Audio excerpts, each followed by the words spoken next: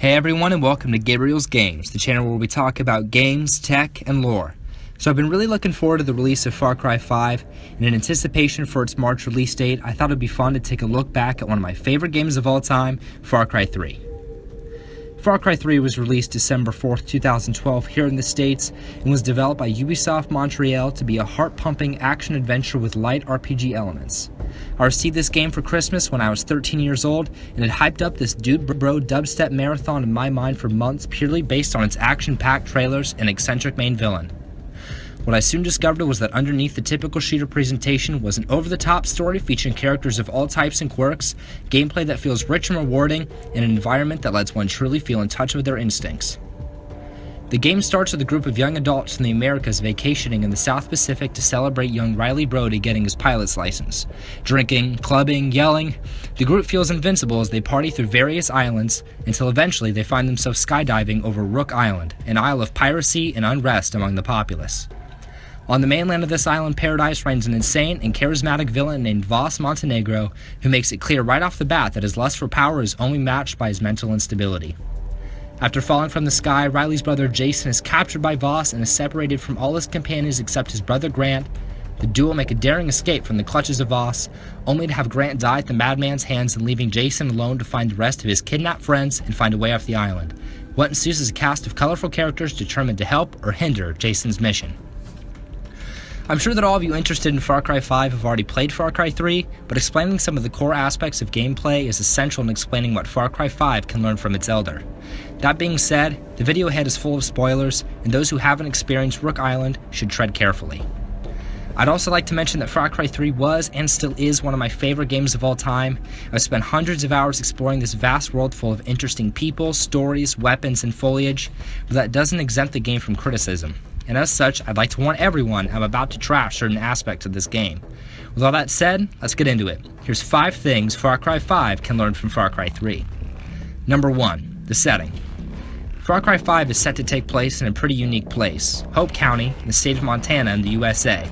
The land of shining mountains is also home to vast prairies as well as a fervent river country.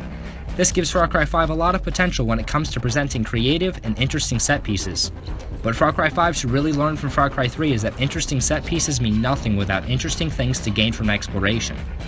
In Far Cry 3, there were abandoned settlements, ancient ruins, decaying World War II installations, and nothing to gain from exploring these pieces except some collectibles that were hardly worth it to players that weren't completionists. The reward system for investing time into finding collectibles was well executed, but for every collectible place there was a story opportunity missed, whether this means a contextual story or a side mission. Everything interesting should have had more to say than, oh look, there's something to collect here. Compare the open world of Far Cry 3 to earlier open world titles from studios like Bethesda, CD Projekt Red, and even Game Freak. Exploring a random chasm in Skyrim is bound to sink the player into a whole new adventure about a rogue dragon priest or a clumsy bandit. Exploring as Geralt leads players from vast cities full of Gwent and horrors to swamplands full of drowners and water hacks. Hell, exploring the world of Pokemon leads the players to all sorts of unique pocket monsters to catch. Far Cry 5 should learn from where Far Cry 3 falters and include worthwhile activities that incentivize player exploration. Besides set pieces, Far Cry 5 should pack the setting full of interesting animals to inspect and hunt. The use of skins to upgrade gear in Far Cry 3 was an RPG element I quite enjoyed, but there were times I wish the process was more involved and had more customization options for both practical and cosmetic purposes. The gear in Far Cry 5 should be just as customizable as the weapons, especially since we play as a generic sheriff's deputy in Hope County. Rare hunting missions from Far Cry 3 could also inspire a vastly unique mechanic in Far Cry 5. Rare hunts take the player to the home of a rare and exotic beast found on Rook Island. From yellow-necked cassowaries to one-horned buffalo, these beasts aren't only aesthetically distinct, but overpowered compared to their brethren. In Far Cry 5, I feel as though the pelts of these rare beasts could be used not only to craft but one piece of gear, but upgrade each piece of gear in a different way. Say the player kills a rare man-eating bass in Hope County. The scales might be used for +5 rockets in a munition pack, or act as a more effective body armor when applied to holsters, or maybe even add aesthetics if it can be attached to the weapon.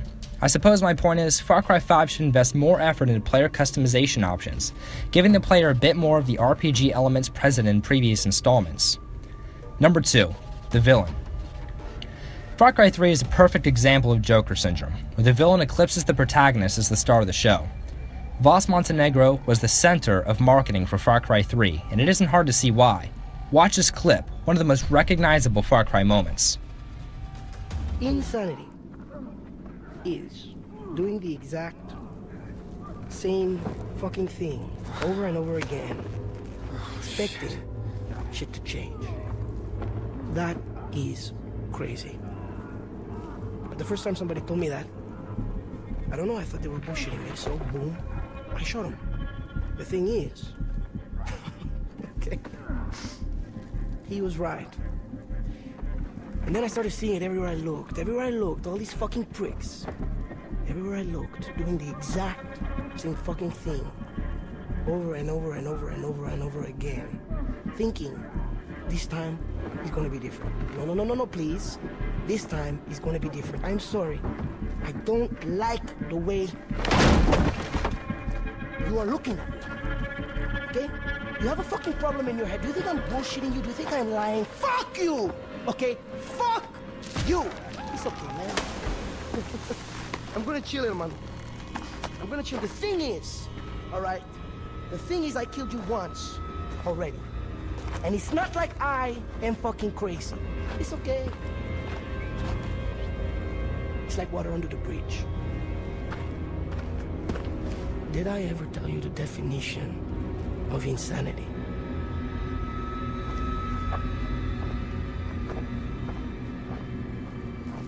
Oh, Jesus.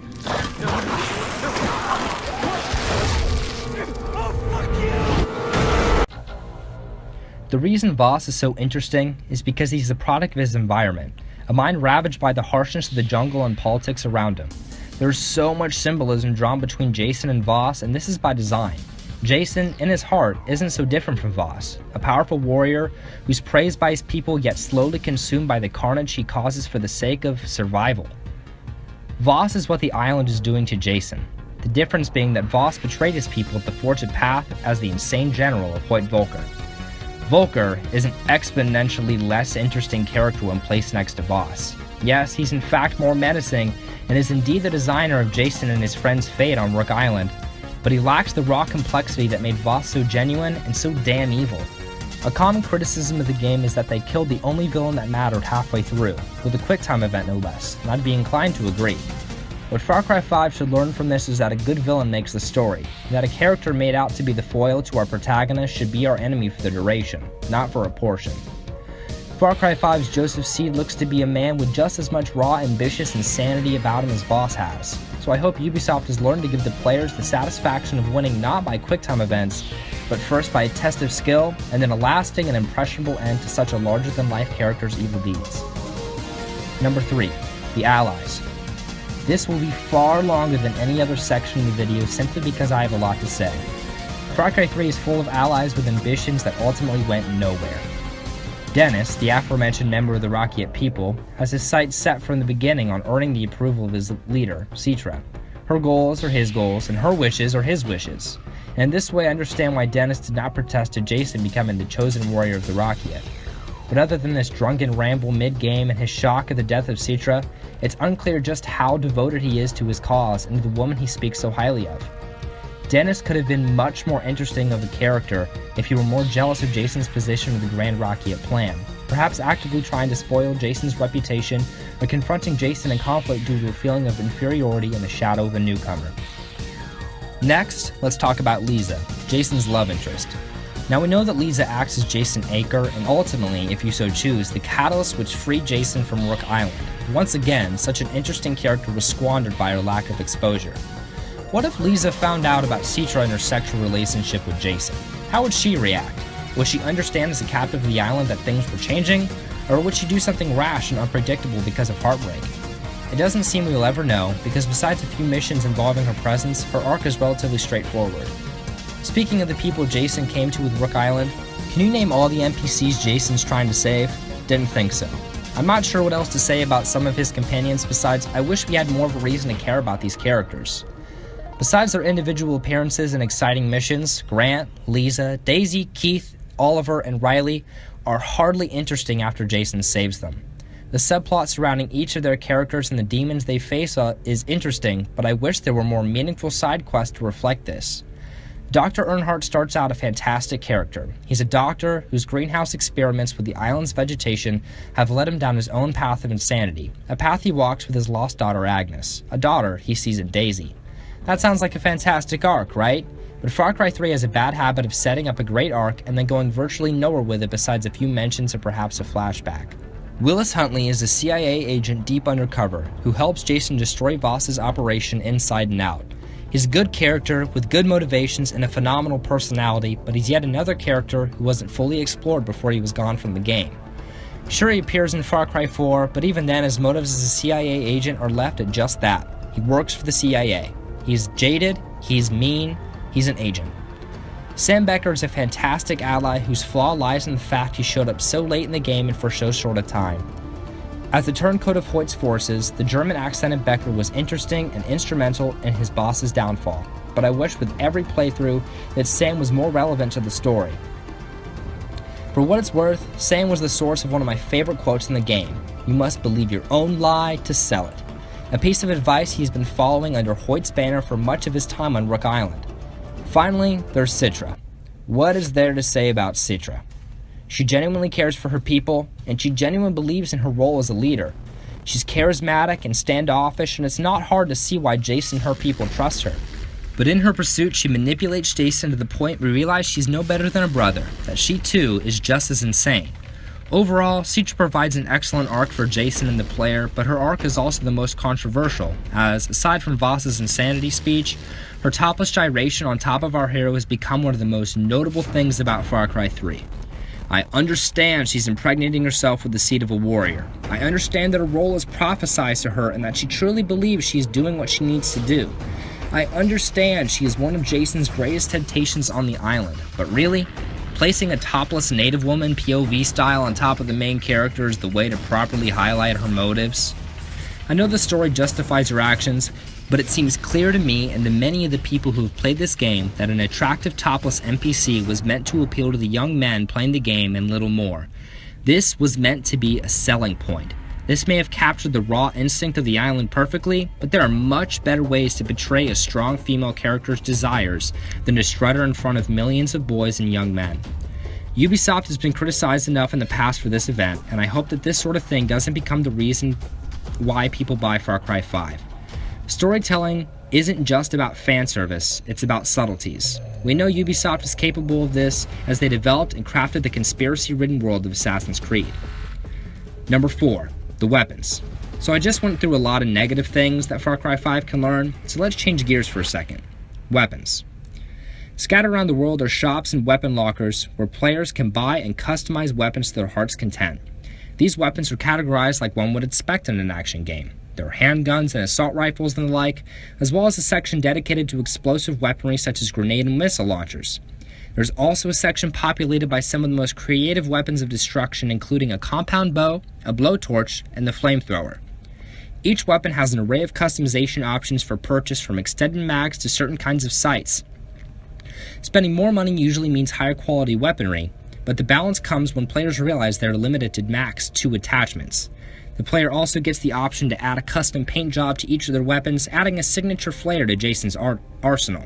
Side note, my favorite has to be Fierce for the 1911 handgun. Now all these weapons sound amazing, but I haven't even mentioned the signature weapons. Now signature weapons are unlocked by completing various tasks around the island. For example, my SMG of choice is the Shredder, which is unlocked when the player collects 10 memory cards from enemy installations. The Shredder comes equipped with 3 attachments, a silencer, extended mags, and a blue reticle reflex sight. This, coupled with a custom paint job, makes the Shredder a swift and efficient killing machine. Each signature weapon comes with a custom paint job as well as attachments that make them statistically superior to their modded up counterparts. In favor of the collectibles I complained about earlier, their collection is incentivized by these powerful tools of death, and I suppose that makes up for some of my grievances. Whilst not pertaining to weapons, the stores and gun cabinets also provide the players with ways to buy maps of collectible locations, medications and body armor, ammunition, as well as a way to sell junk found on corpses left in Jason's wake. I think Far Cry 5 would be wise to take advantage of the extensive weapon customization of its predecessor, and even in 2018 I think signature weapons are a fantastic idea for a Ubisoft game. Not only does this incentivize inevitable collectibles, but it also acts as a way of rewarding a player for their efforts thus far and are truly a unique experience. Their inclusion works because they can't be replicated, an issue many had with the special weapons found in games like Fallout 4. I think Far Cry 5 should also take advantage of a wider arsenal of weapons and attachments for said weaponry. It's perfectly okay to include useless or downright detrimental attachments for every weapon because this forces the player to experiment. It's all about the player's journey, figuring out what does and doesn't work for them and ultimately leaving the player feeling more enriched. Number 5. The controversial stuff. Far Cry 5 has already dipped its toe into controversy pre-release. An article titled Far Cry 5's story looks like a morally dubious mess by Colin Campbell was published by Polygon in December 2017. Campbell wrote, "It's been stated before, not least here on Polygon, that Far Cry 5 looks like a game that is ready to capitalize on current events but isn't willing to engage in the issues it portrays." He goes on to point out that although Far Cry 5 is willing to put something into the game that will ensure more shock value sales, it refuses to take a stance on the current political climate and address the issue that it is centering its story on. If you'd like to read this article, the link will be in the description, but I feel that this argument could be used in conjunction with Far Cry 3. The game was rife with suggested controversy, but refused to divulge whether it was for the purpose of satire or was trying to make a serious statement. Items in the game themed around fetishes, memory cards scattered around the world containing drug recipes, apparent prostitutes roaming around the open world. All these seem to be items that justify an M rating, but oftentimes they seem juvenile and almost off-putting. Grand Theft Auto and Saints Row are examples of series that aren't afraid to make controversial humor and own the humor itself. Far Cry 3 is an example of a game that includes controversial things for the sake of selling copies. I understand that it's difficult for a AAA game franchise to make risky decisions regarding the mature content they include in their games, but it's obvious much of this content was once again meant to appeal to an audience of boys and young men. Far Cry 3 also spawned controversy by falling into the dubstep trend. Let me set the scene. You're sent by an undercover CIA agent to disrupt a drug farm by destroying the product as well as its method of shipment. How do you suppose this goes down? Espionage? Strategic placement of explosives or ignition fluid? Well, how about you go in with a flamethrower while Skrillex pounds in the background? Sounds pretty 2012, doesn't it?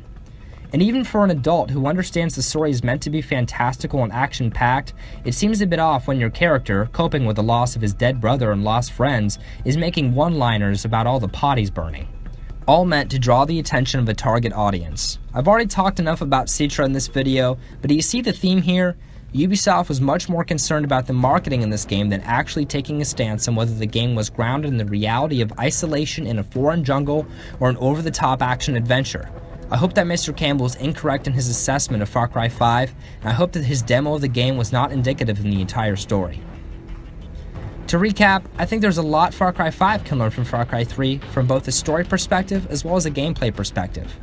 Advanced customization options, a jam-packed open world, meaningful characters, and a fascinating story are all on my wish list for my most anticipated game of 2018. I'd love to reiterate that I love Far Cry 3. I've logged hundreds of hours not only in this game, but also in Far Cry Instincts, 2, 4, and Primal. This may be my favorite game series, and as such, I have huge expectations for what it should be. That all being said, feel free to disagree and let's start a conversation in the comments. If you love games and tech, consider subscribing for more content. I have a lot of ideas for this channel and I'd love to build a welcoming community. Anyways, this was 5 things Far Cry 5 can learn from Far Cry 3. Thank you for watching.